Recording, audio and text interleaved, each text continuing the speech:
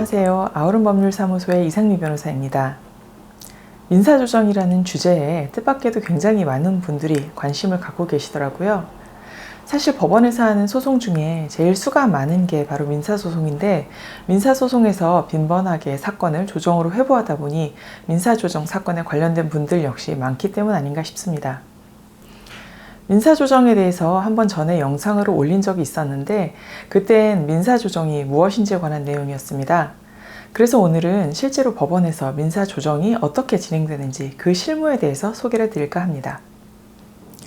다시 한번 의미부터 짚고 넘어가자면, 민사조정은 법원에서 진행되는 합의 절차라고 할 수 있습니다.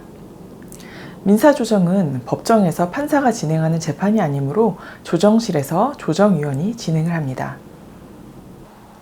조정실은 방청이 가능한 공개적 장소인 법정과 달리 비공개의 장소에서 조정위원과 원피고 양 당사자, 그리고 변호사가 있다면 변호사가 함께 출석해서 협의를 해보는 자리입니다. 재판의 경우 당사자가 꼭 출석하지 않아도 되지만 조정에는 당사자의 출석이 요구되는 일이 많습니다. 아무래도 협의 끝에 최종 의사결정을 하기에는 소송 대리인인 변호사만 나오는 것보다 당사자가 출석하는 게 더 바람직하기도 하고 또 더 효과적이기 때문입니다. 민사조정법에 따르면 조정위원은 법원이 학식과 덕망이 있는 사람 중에서 위촉한 사람들인데, 퇴임한 판사나 변호사, 법무사처럼 법조계 또는 법조계 출신의 사람도 있지만 심리학 교수처럼 다른 영역의 직업을 가진 사람들도 자주 볼 수 있습니다.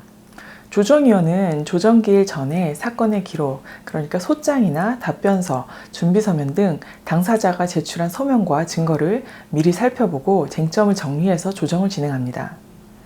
양측이 어떤 입장인지 이해해야 협의도 하고 설득도 잘 될 수 있기 때문입니다. 조정기일에 출석한 당사자들은 당연히 원래 가지고 있었던 요구사항이 있습니다. 원고라면 청구하는 권리에 대해서, 또 피고라면 원고의 청구에 대해서 기본적인 입장이 있게 마련입니다. 하지만 조정의 목적은 재판과 달리 옳고 그름 따지기가 아닌 사건의 빠른 종결에 있습니다. 조정위원은 이 목적에 맞게끔 당사자들의 이야기를 듣기도 하고 또 적당한 방법으로 설득도 해가면서 양 극단 사이에 합의점을 찾아갑니다. 그러는 과정에서 원고와 피고를 분리하여 따로따로 이야기를 듣는 일이 많습니다. 그래서 조정은 기본적으로 시간이 좀 오래 걸리는데, 그 민사조정의 경우 보통 한 사건에 최소 30분에서 1시간 정도의 시간을 할당합니다. 이렇게 조정을 진행하다가 당사자 간 합의가 되면 조정이 성립되어서 이 사건은 완전히 종결이 됩니다. 조정이 성립되면 조정장, 주로 판사인데요.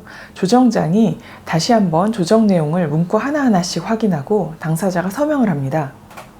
이렇게 성립하는 조정은 임의조정으로 당사자의 동의에 기초하기 때문에 조정서에 사인하는 순간 되돌릴 수 없는 최종 합의로서의 효력이 발생합니다. 반면 조정이 성립되지 않으면 사건은 다시 민사재판 절차로 돌아갑니다. 조정이 성립되면 성립된 조정 내용을 2, 3일 정도 안에 법원에서 다시 정갈하게 법원 용지에 조정조서로 정리해서 보내주는데요. 이 조정조서를 받지 않더라도 사건은 조정서에 서명하는 순간 완벽하게 끝나서 확정이 됩니다. 그래서 조정은 내용에 동의만 된다면 빠르게 사건을 종결하고 확정시킨다는 큰 장점이 있는 제도는 맞습니다. 하지만 자칫 동의할 수 없는 내용에 잘못 조정했다가는 더는 다툴 수 없다는 사실 잘 기억하시기 바랍니다. 감사합니다.